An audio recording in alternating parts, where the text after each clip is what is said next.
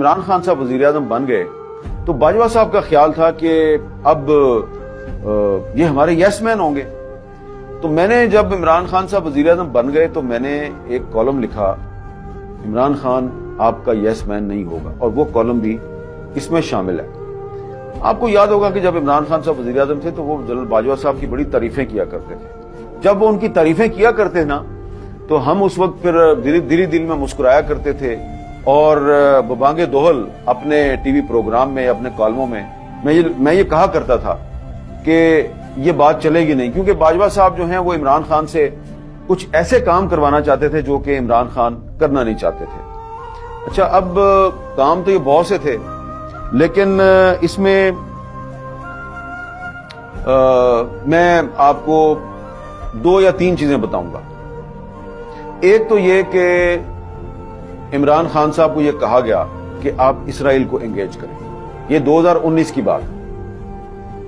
تو عمران خان صاحب جو ہیں ان کے پاس بہت سے لوگ گئے اور انہوں نے ان کو یہ مشورہ دیا کہ آپ اسرائیل کو انگیج کریں. اس کی وجہ کیا تھی؟ وجہ یہ تھی کہ باجوہ صاحب کا خیال تھا کہ جو فروری 2019 میں پاکستان اور انڈیا کے درمیان ایک جنگ کی صورتحال پیدا ہوئی اور ایک ٹینشن پیدا ہوئی، تو اس میں اسرائیل جو ہے وہ انڈیا کے ساتھ تھا. تو وہ ہمیں یہ کہتے تھے کہ جی ہم نے مفت میں انڈیا کو اسرائیل کی صورت میں ایک اتحادی دے دیا ہے، اور بہت سے عرب کنٹریز نے اسرائیل کو تسلیم کر لیا ہے، ہم تسلیم نہیں کرتے، تو پاکستان میں اس پہ ڈیبیٹ ہونی چاہیے اور اسرائیل کو انگیج کرنے کی ضرورت ہے. اچھا، اسرائیل کو بیک چینل سے کافی سالوں سے انگیج کیا گیا ہے، لیکن عمران خان صاحب پہ کچھ زیادہ ہی دباؤ تھا کہ آپ اسرائیل کو انگیج کریں. اور ایک میٹنگ تھی پرائم منسٹر سیکریٹریٹ میں، اور اس میں بھی موجود تھا اور بھی کچھ لوگ موجود تھے. وہاں پہ عمران خان صاحب کو یہ مشورہ دیا کہ آپ اسرائیل کو انگیج کریں. اور وہاں پر میں نے عمران خان صاحب سے کہا تھا کہ یہ قائد اعظم کا پاکستان ہے، اور قائد اعظم کے پاکستان میں اسرائیل کے بارے میں وہی پالیسی چلنی چاہیے جو کہ قائد اعظم کی پالیسی تھی.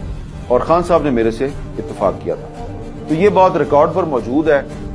جب عمران خان وزیر اعظم تھے اس وقت میں نے یہ بات اپنے کالم میں لکھ دی تھی، اور بعد کے جو حالات و واقعات ہیں وہ کیا ہوئے وہ آپ کے سامنے ہیں. تو وہ جو ایک ہسٹری ہے اس کو میں نے اس کتاب میں ڈاکومنٹ کر دیا ہے. اور اس کتاب میں آپ کو یہ بھی پتا چلے گا کہ مارچ 2019 میں وہ پاکستان کا پہلا صحافی تھا جس نے دنیا کو یہ خبردار کیا کہ جسٹس قاضی فائز عیسیٰ کے خلاف کوئی سازش چل رہی ہے اور یہ سازش نہیں ہونی چاہیے. اور اس کے بعد پھر میں نے بار بار میں نے یہ خبردار کیا، 1 دفعہ نہیں، 2 دفعہ نہیں، 3-4 دفعہ میں نے کالم لکھ کے خبردار کیا کہ جو لوگ جسٹس قاضی فائز عیسیٰ کے خلاف ریفرنس دائر کرنا چاہتے ہیں وہ خود رسوا ہو جائیں گے. اور میں نے کالم لکھا تھا رسوائیوں سے ڈرتا ہوں، تو وہ بھی اس کتاب میں وہ کالم بھی موجود ہے.